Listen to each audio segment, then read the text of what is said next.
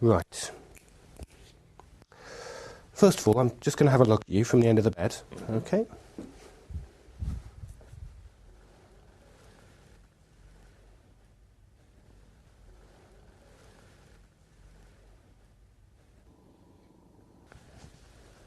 Can I ask you to lift your arms above your head for me, just to see if there's any scars?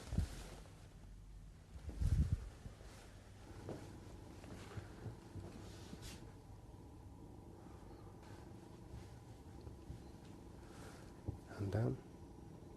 Can you pop your arms down again, please? I'm going to just have another look at your legs as well for any scars. Just have a look here. On this side. If I can start by just having a look at your hands first of all.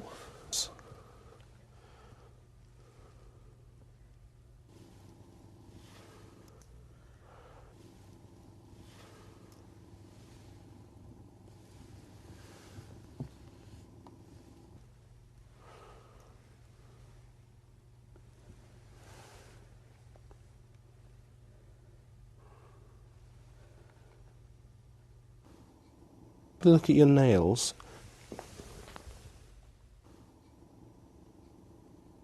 Okay. Just turn your palms up for me. Have a feel of your fingers.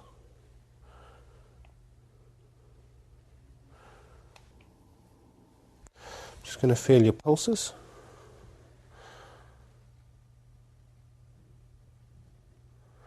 Rest that hand down. Feel this pulse a bit more carefully.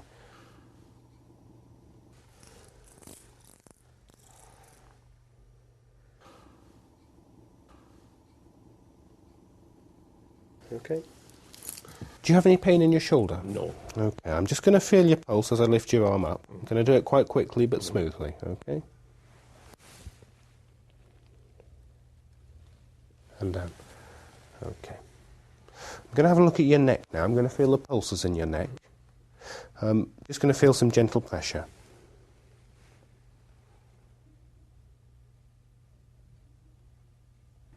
And on the other side.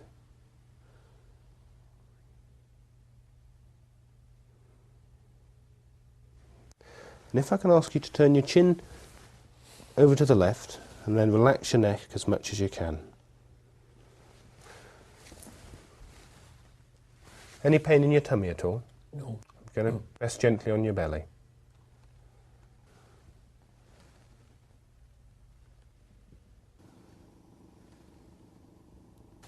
Thank you. Just look up to the ceiling for me. Just going to have a look under your eyes. And just open your mouth wide and show me the underside of your tongue. Thank you. So I'm just going to feel your chest wall.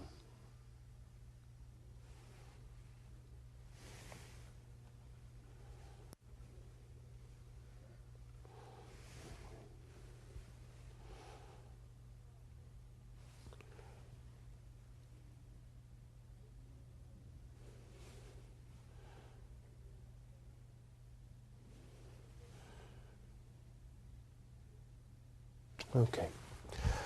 Just have a listen to your heartbeat now.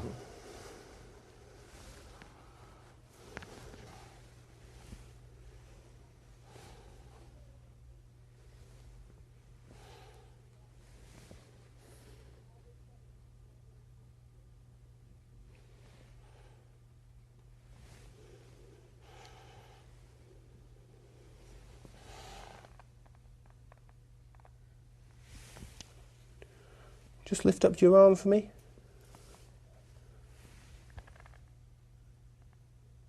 And rest down. Can I ask you to roll halfway to your left-hand side? Yep. Okay. Just going to feel your heartbeat again.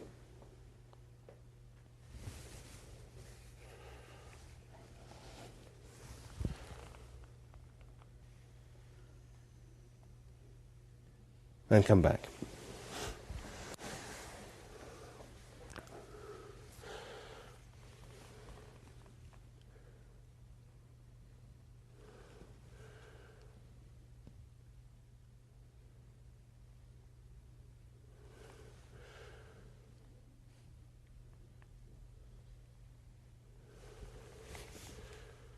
Just going to have a listen in your neck.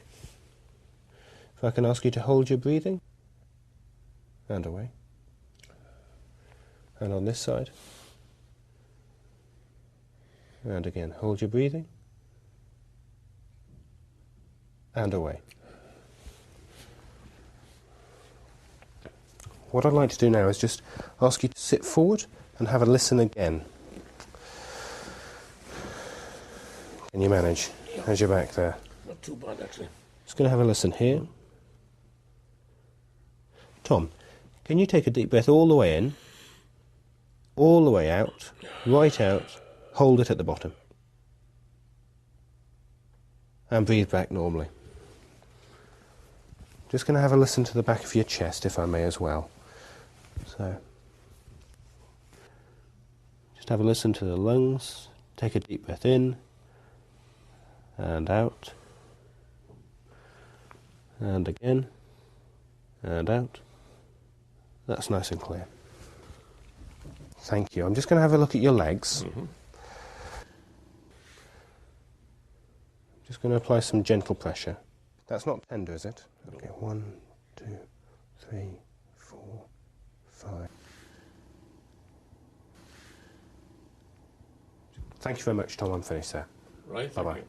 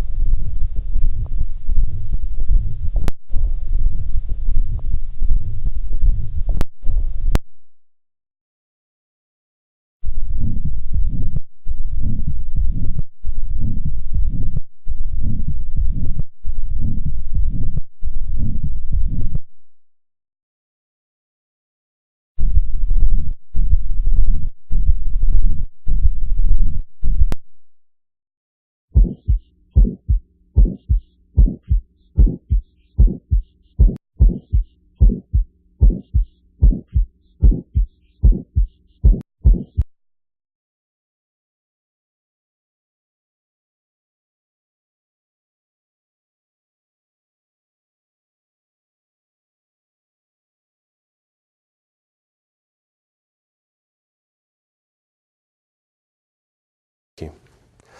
So when it comes to the cardiovascular station, I think the initial inspection is very important.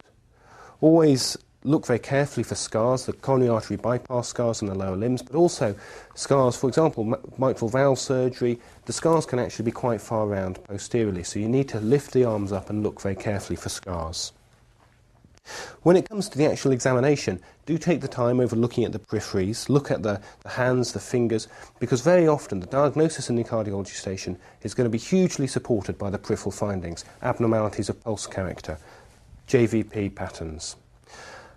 And note that also as I went through the examination, I finished off by including an examination of the lung bases, examination of the ankles for peripheral edema, because at the end of this I'm also going to be able to establish not just the finding, but whether or not there is any evidence of cardiac decompensation, any evidence of heart failure. And the final point is you note that I didn't wear my stethoscope around the neck, and I think some examiners are quite keen that you don't wear the stethoscope around the neck in the exam. Have it held in your hands or in a pocket, and then leave it on the bed until you need it and then put it down afterwards. It's important it's not dangling across in front of the patient during the exam. Thank you.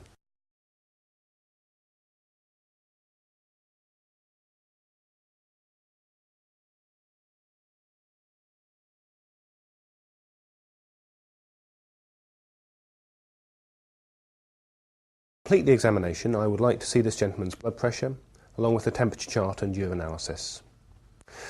To present my findings, an inspection from the end of the bed, there was no obvious scars and he looks comfortable. Examination of his cardiovascular system reveals no clubbing and there were no peripheral stigmata of endocarditis.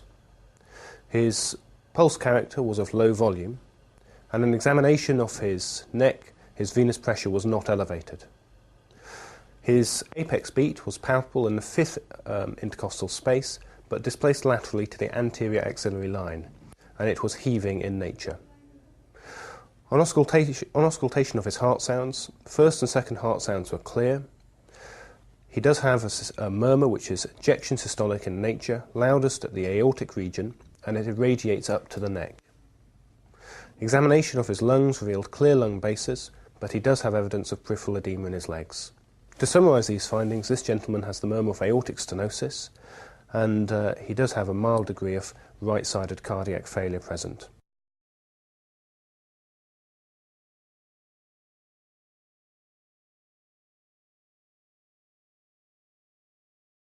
The cardiovascular case is really important, particularly because when the examiners watched you examine, they have no idea what you've heard through the stethoscope. So your presentation of your findings has to be clear, and it has to say what you've found. It's useful to have a structure, and this is a sort of one that's so important to practice in front of the mirror at home, so you have a structure to what order you're doing things. If you've decided you're going to present pulse character, move from the hands, present the findings in the neck and the findings in the precordium, the heart sounds, and then murmurs. Do it in that fashion every time, so you're confident that you're going to follow a natural progression. In this particular gentleman's case, there was a very classical murmur present with the associated signs in the chest. He's got murmur of aortic stenosis and ejection systolic murmur radiating to the carotids.